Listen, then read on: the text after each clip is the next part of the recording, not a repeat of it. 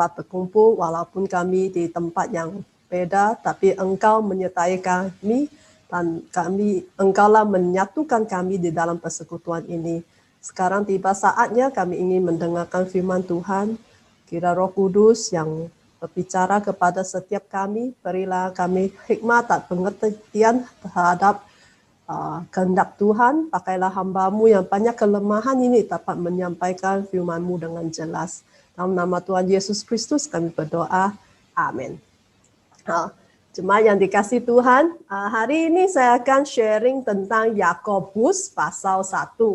Ya, karena saya lagi belajar Yakobus, saya dapat banyak ya, saya juga belajar banyak, saya ingin sharingkan ya kepada teman-teman di Jayapura. Mari kita baca surat Yakobus pasal 1. Kita akan baca mulai dari ayat 1 sampai ayat ke-8. Surat Yakobus pasal 1 ayat 1 sampai ayat yang 8.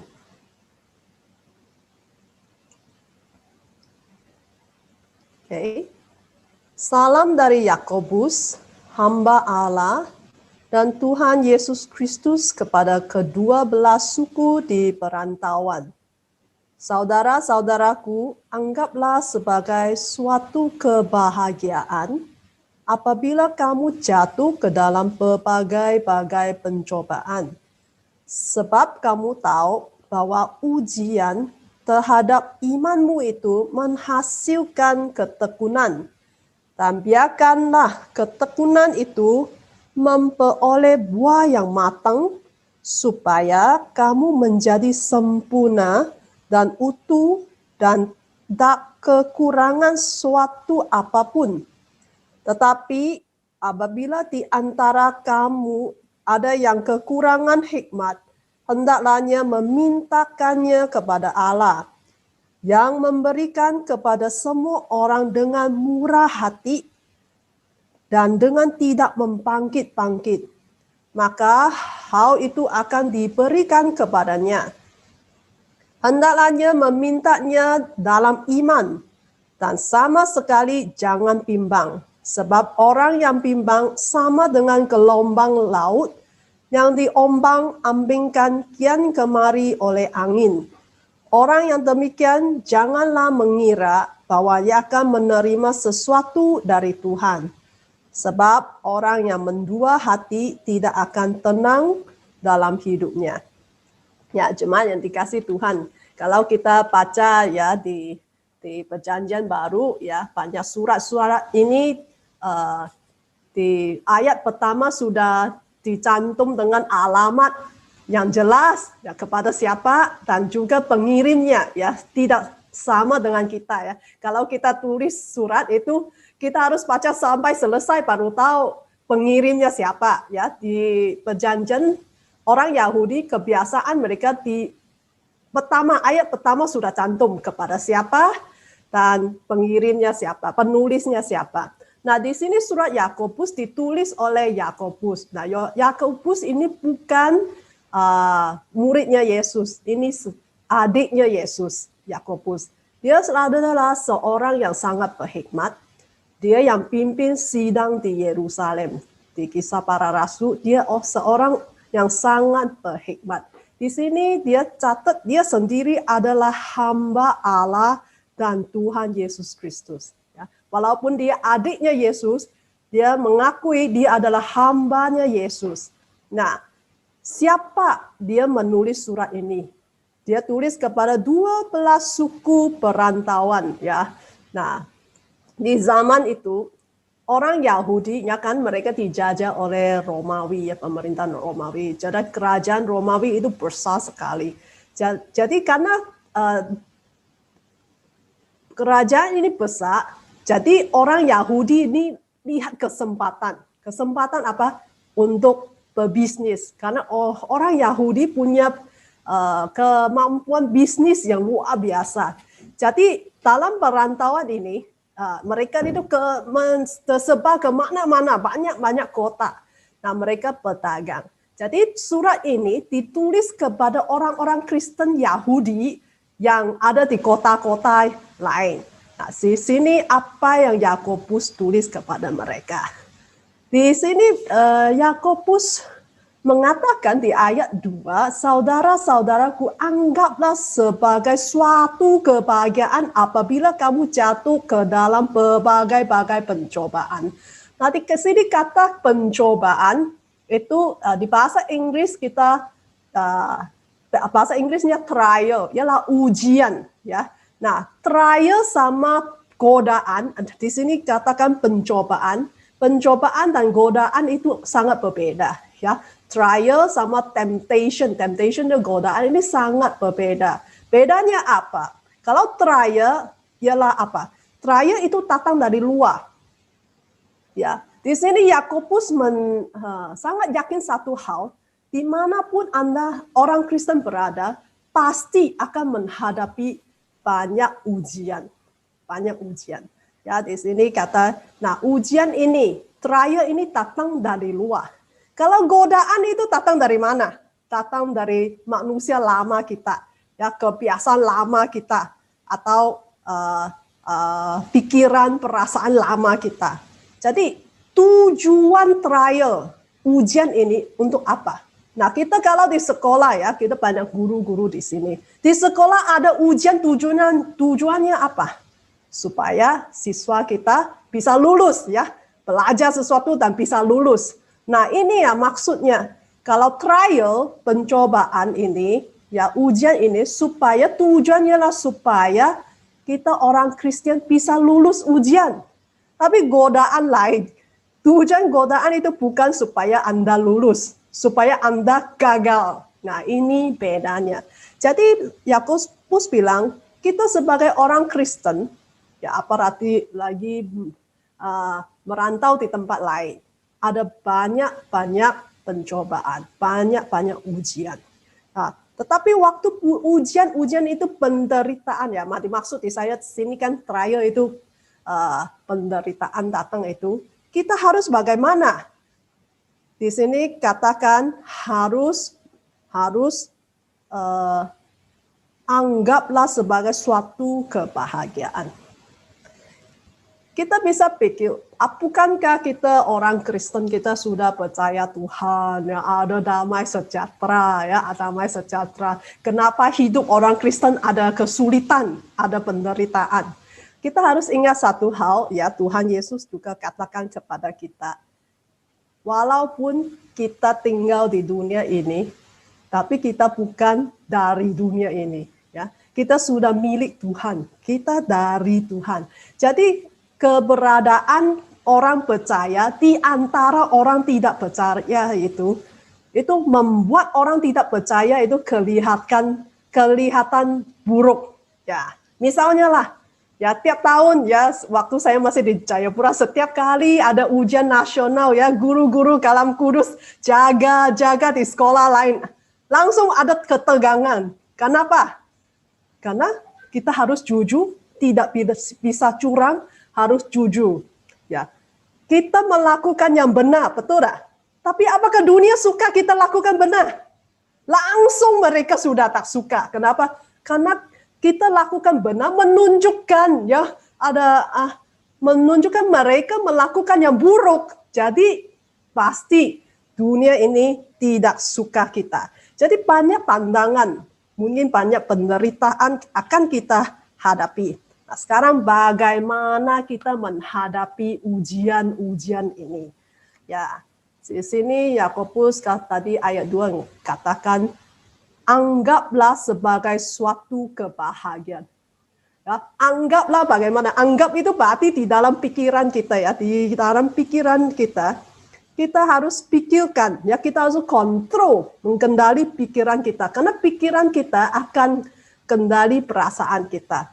Nah, kalau kita masih ingat di surat Filipi 16 kali Paulus mengingatkan jemaat di Filipi itu harus bersukacita. 16 kali ingat harus bersukacita. Tapi 12 kali Paulus mengatakan apa? Harus pikiranmu, harus akal budimu memikirkan yang benar. Ya, memikirkan yang benar. Jadi bagaimana kita menghadapi ujian, ya, kesulitan-kesulitan, apalagi sekarang pandemi, banyak kesulitan, bagaimana kita menghadapinya. Di sini anggaplah sebagai suatu kebahagiaan. Semua mulai dari pikiran kita. Mengapa harus bahagia? Karena di ayat 3 lanjut, Yakobus menjelaskan mengapa kita harus bahagia waktu kita menghadapi ujian. Sebab kamu tahu bahwa ujian terhadap imanmu itu menghasilkan ketekunan. Menghasilkan ketekunan. Karena penderitaan itu membuat kita untuk belajar, belajar ketekunan, ya, kesabaran, ketekunan. Seringkali orang Kristen yang dewasa, ya, yang sangat dewasa, yang kuat, imannya kuat itu sudah banyak mengalami penderitaan. Kalau orang Kristen yang tak pernah mengalami penderitaan, dia masih belum dewasa, ya, belum dewasa. Di sini orang yang banyak pengalaman derita itu membuat kita mengalami penderitaan ini, ujian-ujian ini buat kita tumbuh, buat kita semakin dewasa, ya. Dan juga dalam ujian-ujian ini juga buat kita sadar bahwa siapakah diri kita. Kita akan lihat jelas siapa diri kita. Kalau tenang-tenang kita tidak, kadang-kadang kita tidak tahu diri kita orang seperti apa. Nanti kalau ada ujian datang, wah, itu warna aslinya semua keluar. Kita melalui derita pencobaan ujian ini kita akan sadar bahwa diri itu siapa. Tapi mengalami ini, Tuhan izinkan ini terjadi supaya apa? Kita belajar dewasa, belajar ketekunan. Nah, dan ayat 4, dan biarkan ketekunan itu memperoleh buah yang matang, ya, supaya Anda jadi matang, jadi dewasa, karakter Anda jadi dewasa, supaya kamu menjadi sempurna dan utuh dan tak kekurangan suatu apapun. Tuhan mau kita menasah karakter kita, ya, mau membentuk karakter kita. Kalau kita baca di Roma 8, ya, ayat 28, ya. Roma 8 ayat 28 itu. Kita tahu sekarang bahwa Allah turut bekerja dalam segala sesuatu untuk mendatangkan kebaikan bagi mereka yang mengasihi Dia, yaitu bagi mereka yang terpanggil sesuai dengan rencana Allah. Kebaikan yang dimaksud apa? Ayat 29, sebab semua orang yang dipilihnya dari semula, mereka juga ditentukannya dari semula untuk menjadi serupa dengan gambaran anaknya. Mengapa Tuhan izinkan kita mengalami ujian, ya, trial dalam hidup kita? Supaya kita belajar seperti menjadi serupa dengan Kristus. Supaya karakter kita diasah Tuhan, ya.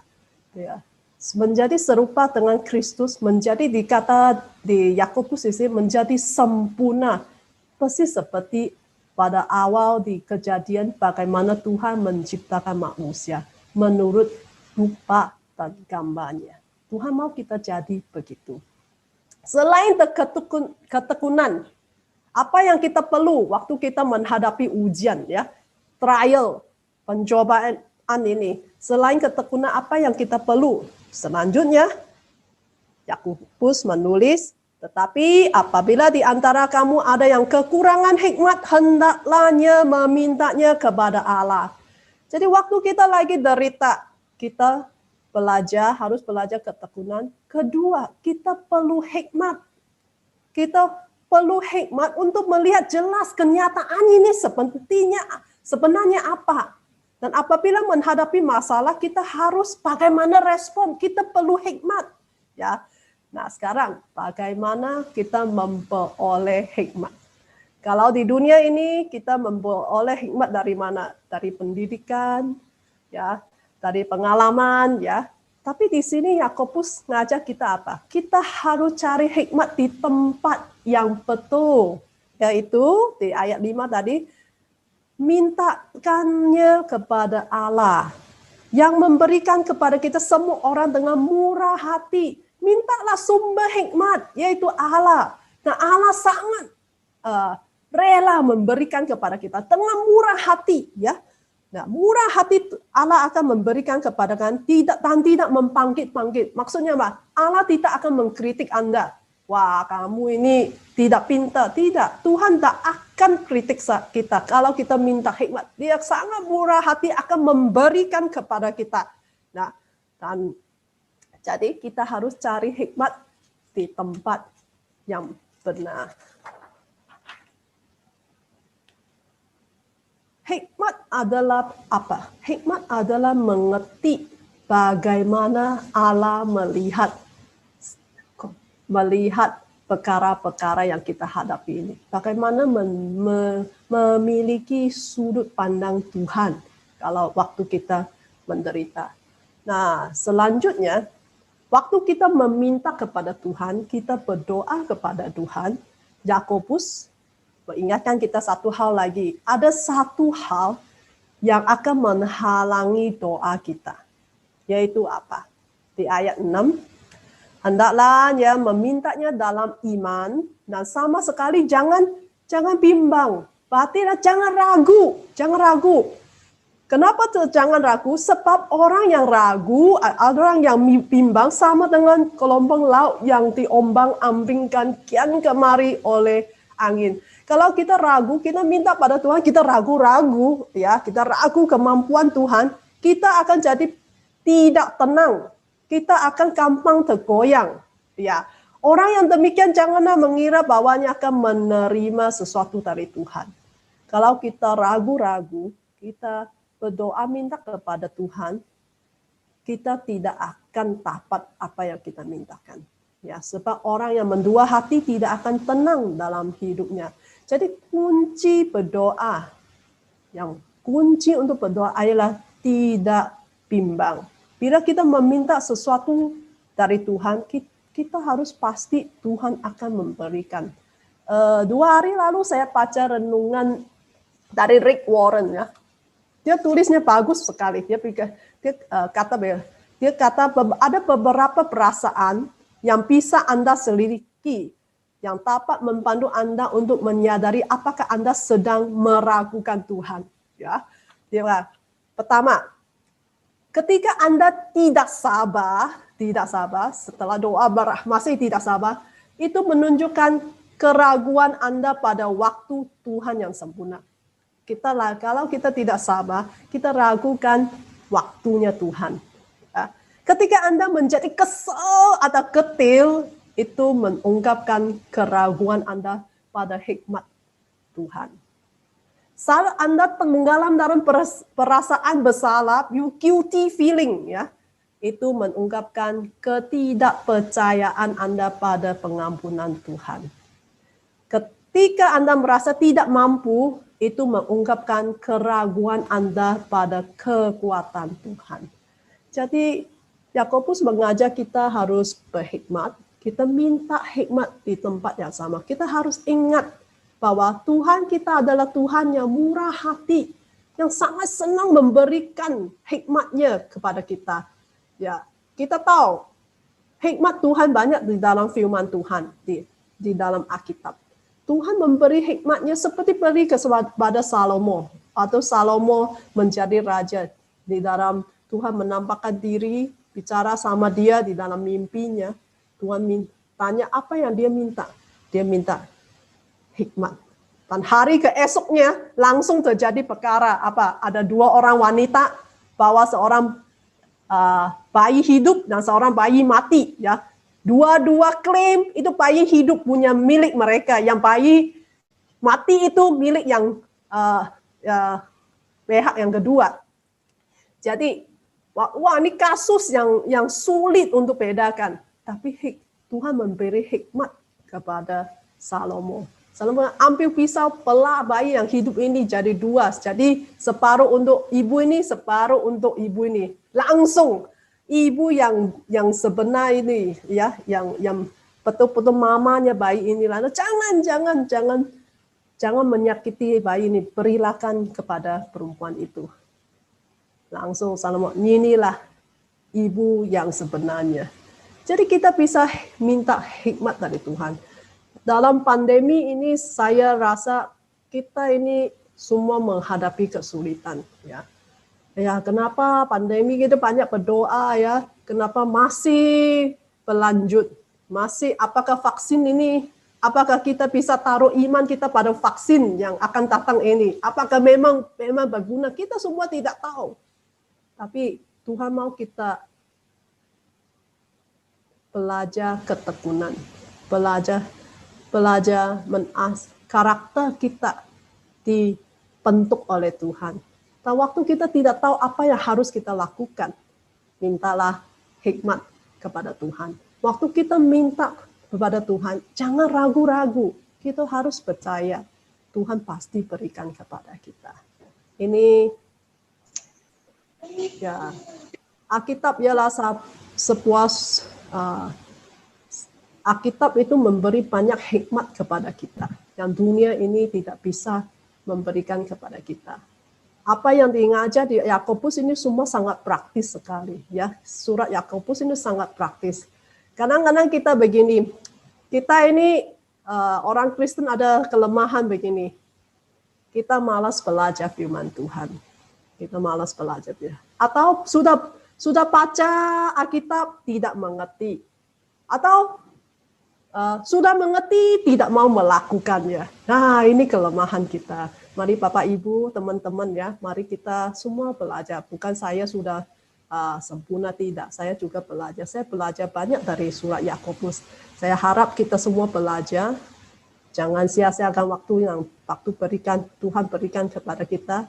Selalu mata kita melihat hal-hal yang bersifat bernilai kekal. Jangan cuma hanya lihat apa di depan mata. Ya, seperti pengkhotbah di kitab pengkhotbah Salomo, sia-sia semua di bawah matahari ini ya. Everything under the sun is vain, ya. Semua di bawah matahari ini semua sia-sia. Kenapa Salomo itu melihat semua hal sia-sia? Karena dia lihat apa di bawah matahari. Hal-hal di bawah matahari, di depan mata. Dia tidak melihat hal-hal yang kekal. Makanya dia rasa sia-sia. Tapi balik kita, lihat hal-hal yang kekal.